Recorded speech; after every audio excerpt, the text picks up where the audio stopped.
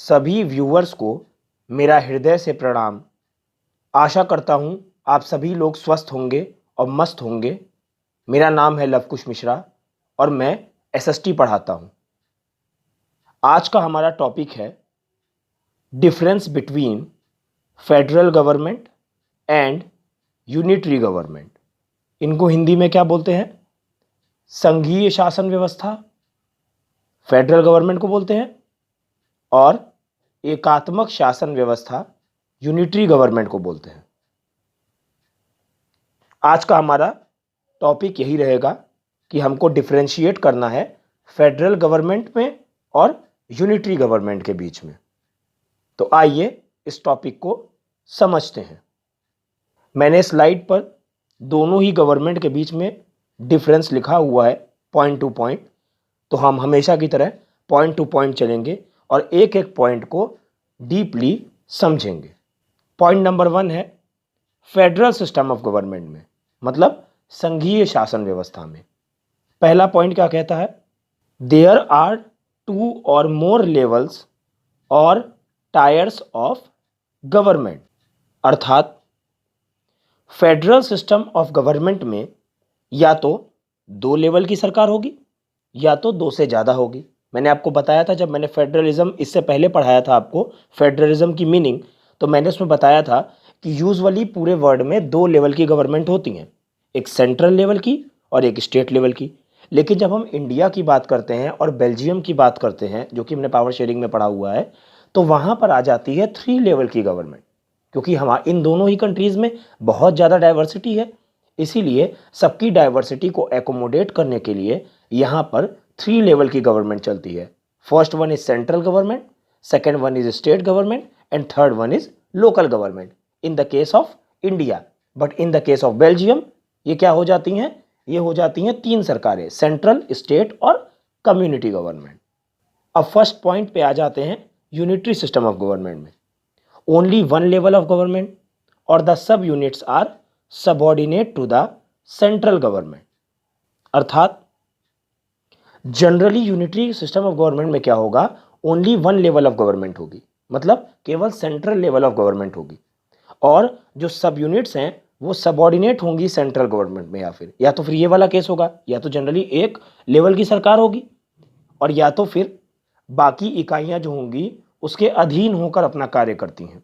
मतलब किसके अधीन होकर के? सेंट्रल गवर्नमेंट के।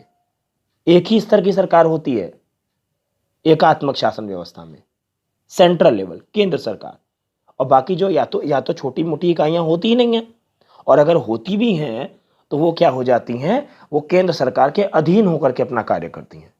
Point number 2, state government has powers of its own for which it is not answerable to the central government. इस पॉइंट का क्या मीनिंग है? कि राज्य सरकारों के पास स्वयं की शक्तियां होती हैं और इनके लिए वह केंद्रीय सरकार को किसी भी तरह से जवाबदेह नहीं होती हैं। मतलब कि state government has powers of its own for which it is not answerable to the central government. राज्य सरकार जो है उसके पास अपनी शक्तियां होती हैं और वो हर काम के लिए सेंट्रल गवर्नमेंट को आंसरेबल नहीं होती हैं। मतलब जो उसके अपने राज्य के पर्टिकुलर मुद्दे हैं उन पर डिसीजन वो ले सकती है, उसको हर बात के लिए सेंट्रल गवर्नमेंट को जवाब नहीं देना पड़ता है। Point number 2, unitary system of government में national level government has all the power, state government doesn't have power of its own. इसमें क्या होता है? इसमें यह है कि नेशनल लेवल गवर्नमेंट, मतलब जो सेंट्रल गवर्नमेंट होती है उसी के पास सारी की सारी शक्तियां होती हैं, और state government doesn't have power of its own.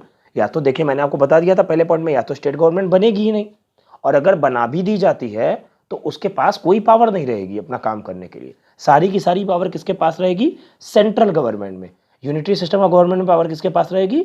Central government के पास रहेगी। स्टेट गवर्नमेंट के पास पावर नहीं रहेगी।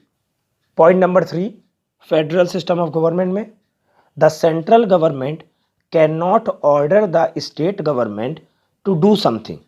अर्थात संघीय व्यवस्था में केंद्रीय सरकार किसी भी राज्य सरकार को कुछ खास करने का आदेश नहीं दे सकती है। मतलब सेंट्रल गवर्नमेंट जो है वो ऑर्डर नहीं दे सकती है स्टेट गवर्नमेंट को कि आप यही करिए। हाँ, उसको राय दे सकती है कि आप ये चीज करिए तो आपके राज्य में अच्छा हो जाएगा, लेकिन आप उनको ऑर्डर नहीं दे सकते कि तुमको ये करना ही पड़ेगा। स्टेट गवर्नमेंट अपने डिसीजंस को लेकर के इंडिपेंडेंट होती है। दोनों ही गवर्नमेंट अपने अपने डिसीजंस को लेकर के इंडिपेंडेंट होती हैं, और दोनों ही गवर्नमेंट का महत्व होता है फेडरलिज्म में। कोई एक गवर्नमेंट किसी पर्टिकुलर गवर्नमेंट को आदेश नहीं दे सकती, ऑर्डर नहीं दे सकती है कि आप यही काम करिए। वो अपने राज्य के मुद्दों को लेकर के स्वतंत्र है, और सेंट्रल लेवल पर जो कानून बनाने हैं, यूनिफॉर्म कानून, वो कौन बनाता है? सेंट्रल गवर्नमेंट बनाती है।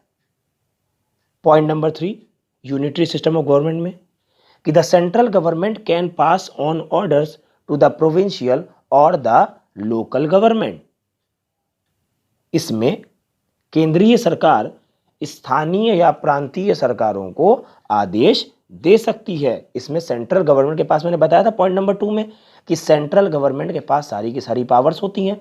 तो जब सेंट्रल गवर्नमेंट के पास सारी की सारी पावर्स होती हैं तो उनके पास ये अथॉरिटी भी होती है कि वो कोई भी ऑर्डर किसी को दे सकती हैं। मतलब सेंट्रल गवर्नमेंट स्टेट गवर्नमेंट को ऑर्डर दे सकती है कि आप यही करिए, और जो वो कहेगी वो स्टेट गवर्नमेंट को करना पड़ेगा, क्योंकि स्टेट गवर्नमेंट जो है वो सबऑर्डिनेट है ना, अधीन है ना सेंट्रल गवर्नमेंट के। तो जो सेंट्रल गवर्नमेंट कहेगी वो स्टेट गवर्नमेंट को इसमें करना पड़ेगा, क्योंकि वो तो पावरलेस है ना।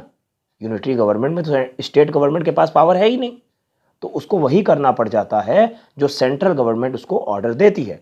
तो इसमें सेंट्रल गवर्नमेंट ऑर्डर दे सकती है स्टेट गवर्नमेंट को या फिर प्रोविंशियल गवर्नमेंट को। अलग अलग नाम है, स्टेट गवर्नमेंट, प्रोविंशियल गवर्नमेंट एक ही चीज है, या फिर लोकल गवर्नमेंट को। Point number 4, federal system of government में division of power between central and state government. इसमें क्या होता है? इसमें सेंट्रल और स्टेट गवर्नमेंट के बीच में शक्तियों का विभाजन होता है। फेडरलिज्म में मैंने आपको बताया था, फेडरलिज्म की जब डेफिनेशन पढ़ा रहे थे, फेडरलिज्म की डेफिनेशन यही तो थी ना कि जब केंद्र और राज्य सरकारों के बीच में शक्तियों का विभाजन होता है तो उसी को बोलते हैं फेडरलिज्म। तो यहां पर डिवीजन ऑफ पावर होगा। किसमें किसमें होगा? सेंट्रल और स्टेट गवर्नमेंट के बीच में डिवीजन ऑफ पावर होगा, मतलब शक्तियों का विभाजन होगा। उनके अपने अपने एरिया ऑफ जुरिस्डिक्शन है, उसमें रहते हुए ही उनको काम करना पड़ेगा। और ये एरिया ऑफ जुरिस्डिक्शन कहाँ मिलता है हमको?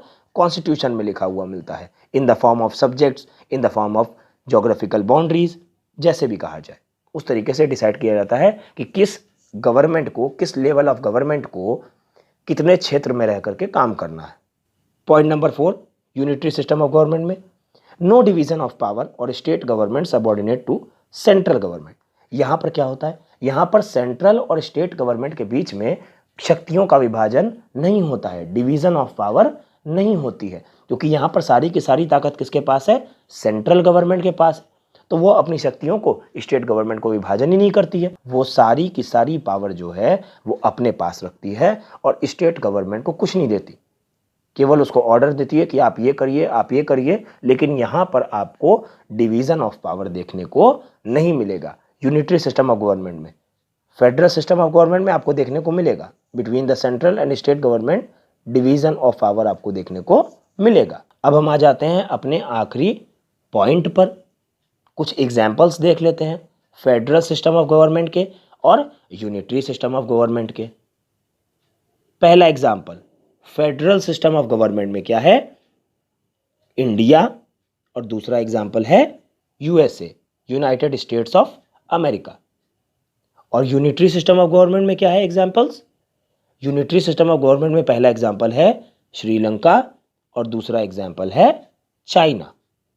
उम्मीद करता हूं कि आज के इस डिस्कशन से आपको फेडरल सिस्टम ऑफ गवर्नमेंट और यूनिटरी सिस्टम ऑफ गवर्नमेंट के बीच में डिफरेंस जो है वो बिल्कुल क्लियर हो गया होगा।